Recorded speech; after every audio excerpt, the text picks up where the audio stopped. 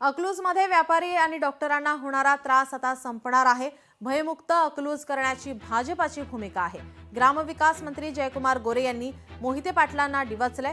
अकलूज नगराध्यक्ष पदासाठी भाजपाकडे 10 ते 12 इच्छुक उमेदवार आहेत।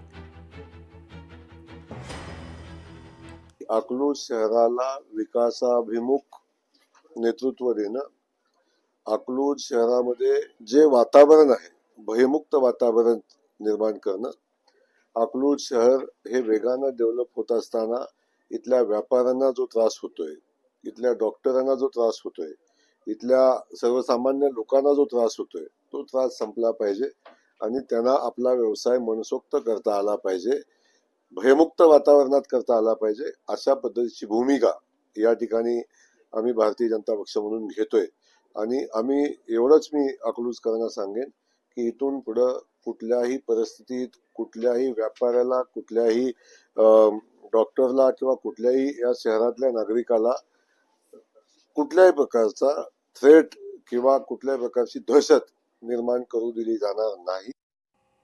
पुण्यातील भाजपाच्या इच्छुक उमेदवारांच्या आज मुलाखती होणार आहे। नगर परिषदा, नगर पंचायतींसाठी इच्छुक उमेदवारांच्या मुलाखती आयोजित करण्यात आल्यात। मुरलीधर मोहोळ आणि इतर नेते यावेळी उपस्थित राहतील। जिल्ह्यातील 14 नगर परिषदेसाठी इच्छुक उमेदवार हजर राहणार आहेत।